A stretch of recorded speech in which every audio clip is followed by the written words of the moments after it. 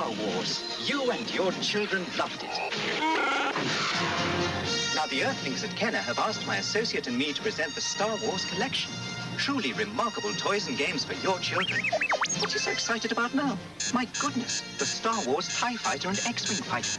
Now your children can relive our great space battles or collect our wonderful Star Wars companions with Kenner's Star Wars action figures. Star Wars' emergence to the toy world in 1977 has reshaped and rewritten the way that action figures are made and played with. For years, the doll industry dominated the market for children's toys. Whether it was Barbie, G.I. Joe, or even Mego and all of their extensive licenses, the large-size action figures were a staple in the toy biz. All that changed, however, when the Star Wars toy license went up for grabs. The movie released in 1977 known as Star Wars was expected to flop tremendously. No one had faith in George Lucas and his sci-fi team. Despite everyone's lack of confidence in A New Hope, when it hit theaters, the audience went nuts. No one had ever seen something more wonderful and unique than Star Wars. Lines to get into the movie wrapped around the theaters. Lucas and his team had created a box office anomaly. Kids and parents alike fell in love with the film. People began demanding for Star Wars products and toys. The only problem was, they were nowhere near ready. George Lucas wanted to keep his conceptual art and ideas to himself while filming, to avoid anyone ripping him off. This was a critical error. Lucas waited a little too long to go to the toy companies with the pitch, and by the time he did, no one would take on the challenge. The movie was set to release in May of 1977, and Lucas had just started the pitch at the beginning of 1977, which is far too short of a time for a company to be able to have product out in time for the movie to come out. Hasbro turned them down, Mattel turned them down, Mego turned them down. It truly seemed as if Lucas would never find a taker for his wonderful movie's toys. All that changed when Kenner came into the picture. The little company from scenic Cincinnati, Ohio, had a few lucky breaks with licenses like Play-Doh and Easy Bake Oven, but were ready to take on a bigger challenge. Lucas came to them, and their designer, Jim Swearingen, was hooked. Once he got some conceptual art after flying out to the set, he quickly went to his supervisor, Bernie Loomis, and pitched the idea. Loomis had a word for good toys, known as toyetic, which means a product has a very playable, toy-like quality to it. Star Wars was very toyetic. So now that Kenner had secured the line, they needed to rush into production. Normally, a figure line would take a year or two to produce and solidify, but Kenner did not have that time. Once Star Wars hit theaters, they realized just how badly they needed to put product on the shelves for this hungry sci-fi market. Their entire team worked day and night to create the figures, ships, and playsets. Due to a shortage of plastic at the time, as well as the shortage of time and expenses that Kenner had, they knew they would never manage to create large-scale ships and figures that would match the world's doll craze. Instead, the team went to Loomis to ask what smaller size figure would be acceptable. In the meeting, Loomis simply stuck out his index finger and thumb and said, "My executive decision is Luke will be this big." So the team got out a ruler and measured the span he created with those fingers, which read 3 3/4 inches. And that was what they'd be. Luke set the size for the rest of the line. Now they could go into kit bashing, which is taking similar size figures that were already made for another line and melting and carving them up to make their own as production samples. The team then began to create prototypes and hard copies of figures. They knew they'd never get figures out on shelves by the time the movie came out, so they label-slapped the name Star Wars on toys and puzzles that were already safety tested and did not need as many production elements as figures would. When Christmas of 1977 rolled around, the figures were still not quite out of their production phase. Kenner couldn't pass up the opportunity to gain revenue during the Christmas season, so they came up with a genius but extremely risky idea. Star Wars figures. R2-D2. Chewbacca, Luke, and Princess Leia. They're the Star Wars Early Bird set of figures. These action figures are not yet available, but this Star Wars Early Bird certificate package is in stores with this colorful Star Wars picture display stand and certificate to send in to get a set of figures by mail. They'll be sent to you at home between February 1st and June 1st. The Star Wars Early Bird certificate package, new from Kenner. The Early Bird kit was an empty cardboard box. The box promised kids that they would be the first in the galaxy to receive a Luke, Leia, Chewbacca, and R2-D2 figure. Finally, in the late winter, early spring of '78, almost a full year after the movie hit theaters, the figures are here. Store clerks and retailers said that the first batch of product never even hit the shelves. People were diving into the shipping boxes and grabbing everything that they could. At this point, Kenner knew they hit big with this one. As time went on, Kenner was able to produce and add more and more to the Star Wars line. The first wave consisted of 12 figures, now referred to as the First 12. The lineup contained many of the main characters from A New Hope, like Luke, Vader, Han, and so on. As the end of 78 rolled around, a few droids and the Mos Eisley Cantina members showed up. When the 4 Cantina members were first introduced, they were packaged together with a cardboard backdrop and sold exclusively at Sears.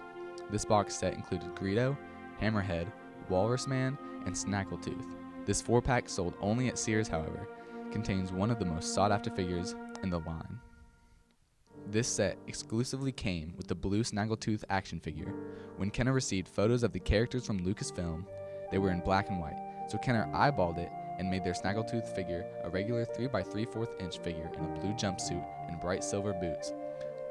When Lucasfilm saw this, they contacted Kenner and said that Snaggletooth was a short little guy about the size of R2-D2 and was barefoot and wore a red jumpsuit. Kenner fixed this problem before carded figures of Snaggletooth were made, so when the Cantina Gang was finally released individually, only the red jumpsuited figure remained. Because this is such an obvious mistake and a somewhat easy to find figure, the blue Snaggletooth that was only released in that Sears 4-pack has become a cornerstone in many people's collection. That's not all that Kenner messed up though. They had big plans to release a mail-away, rocket-firing Boba Fett figure in '79 in order to excite kids for the upcoming sequel. And now, Boba Fett, Star Wars villain with his laser rifle. Boba Fett is not yet available in stores, but you can get him free with 4 proofs of purchase from any Star Wars action figures. Details on specially marked packs at participating stores. Offer ends May 31st. The backs of the figure packaging said that with just 4 proofs of purchase, a kid could mail away to get Boba Fett, who could fire rockets and was a never-before-seen character from the new movie Empire Strikes Back. The production of this figure was halted, however, when another toy company was receiving a lawsuit from a family after one of the missiles of the toy got lodged in the throat of the family's kid. The advertising was out, and there was no going back with the Boba Fett offer, so Kenner decided to just glue the rocket onto his backpack and send an apology note with the figure to the children. They made this up to kids with the release of their amazing Millennium Falcon ship the same year, so this wasn't a huge setback for Kenner. But in the 90s, some prototypes of the rocket-firing Fett were leaked, and the collectors who remember this disappointment would do almost anything to get their hands on one. In the past year or so, one prototype sold for $86,383 at an online auction. Once Empire hit the theaters, Kenner was ready. Now from Star Wars and the Empire Strikes Back comes Kenner's Star Wars The Empire Strikes Back collection. A toy universe of heroes, villains, fantastic space vehicles, and faraway galaxies. But we're just getting to that. Here's the Rebel transport that holds up to 42 action figures. Astounding. Look, it's AT-AT, all-terrain armored transport. Easy, Chewbacca. And that's a Scout Walker, another favorite of Darth Vader's. That's Slave One with Frozen Han Solo. And this is Hoth Wampa, the snow beast with Tauntaun from the Ice Planet. Remember, parents, there's only one Star Wars The Empire Strikes Back collection from Kenner. With their arsenal of Hoth playset and figures, Kenner made out great. It seemed as if this toy company could do no wrong. Anything Star Wars was thought to sell, so Kenner even ramped up production of a micro line. Though this line did not do particularly well when it came out in 1982, the sculpts and the intricacies of the playsets and figures were nothing short of phenomenal. When Empire had been out for a while and Return of the Jedi was still a ways off, Kenner wanted to keep making new things for kids to play with, but had already created just about everything in the movie. Then one of the designers had the genius idea to come up with the mini rigs. These were smaller vehicles that Kenner had completely made up and were never actually seen in any of the Star Wars movies. This was quite a risk, but the kids and George Lucas loved it. It gave an entirely fresh feel to the Kenner line. In 1982, however, and especially in 1983, the same year that Return of the Jedi came out, Kenner had some serious competition. He'll fight for freedom wherever there's trouble. G.I. Joe is there. It's here, the G.I. Joe collection. Bernie Loomis' executive 3 3/4 inch decision spawned a great enemy to Kenner's Star Wars line. The new line of Hasbro's recently revived G.I. Joe line sparked a great rivalry to Kenner and its sci-fi moneymaker. G.I. Joe from Hasbro. Unlike the average Star Wars action figure, A typical G.I. Joe was added articulation to the elbow, knee, and even as an infamous swivel arm battle grip. The design of Hasbro's Army figure was superior in many, many ways in comparison to the 5-point articulated Star Wars figures. Kenner held on for dear life through the mid-80s and clutched to Return of the Jedi success to carry them onward. Since Jedi was the weakest of the original trilogy, though, their glory with this Ewok-infested film did not last long. Kenner added 29 more figures to their ever-growing numbers during Jedi's time in the spotlight, but despite introducing even more wonderful playsets and creatures to their assortment, it was not enough. The Return of the Jedi product was still amazing despite the decline of Star Wars popularity. Jabba's throne and the Imperial shuttle, along with a few other ships, are regarded now as some of Kenner's best work. Despite all of this, once 1985 hit and they saw that Hasbro's had done, it was over. Introducing the G.I. Joe USS Flag aircraft carrier. Imagine being on the deck of this aircraft carrier. The USS Flag is fantastic! It's so big! Get ready to launch aircraft!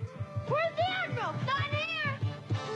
G.I. Joe! Fire! We start Cobra! Joe! G.I. Joe USS Flag aircraft carrier comes with what you see here. Other figures and equipment sold separately from Hasbro. G.I. Joe's USS Flag was, and remains to be, the largest playset ever made.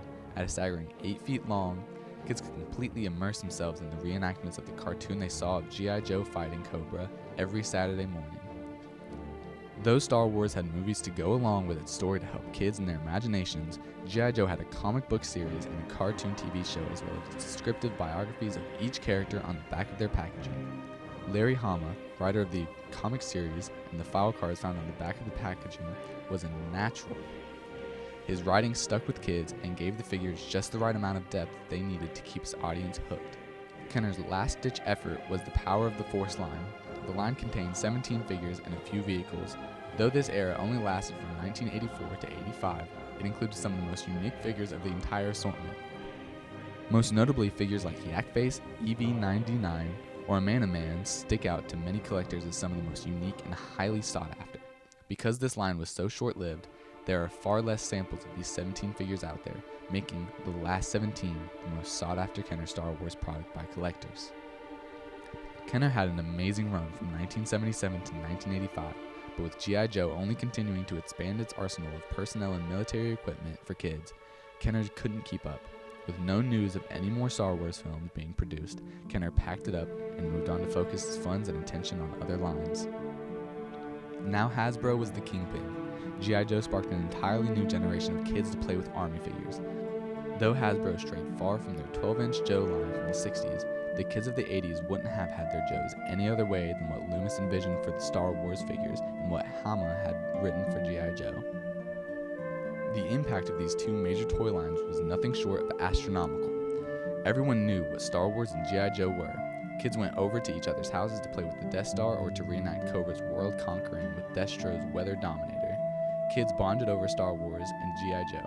It gave this generation an outlet to let their imagination run free. Friendships were made, especially if you were the friend that owned the flag. The USS Flag is fantastic! It's so big! No one could touch what G.I. Joe and Star Wars had sparked for these kids of the 70s and 80s. Fast forward to today, and Star Wars and G.I. Joe are still extremely relevant.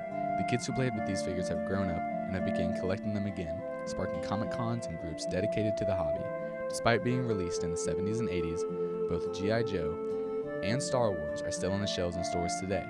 Whether you're young or old, these timeless pop culture masterpieces and their lines of toys have had an effect on who you were and who you've become today. R2, it's a little you. Kenner's new radio-controlled R2-D2 anyone can command. Ah, the Star Wars land speeder that moves like it's floating. And here's Kenner's Death Star space station, 4 floors of action. A trash compactor, too. Listen, R2. That's the Star Wars electronic laser battle, a game of speed, reflex, and reaction. Who knew that such small lumps of inexpensive plastic could have such a lasting effect in the world it was created in? May the Force be with you and your children.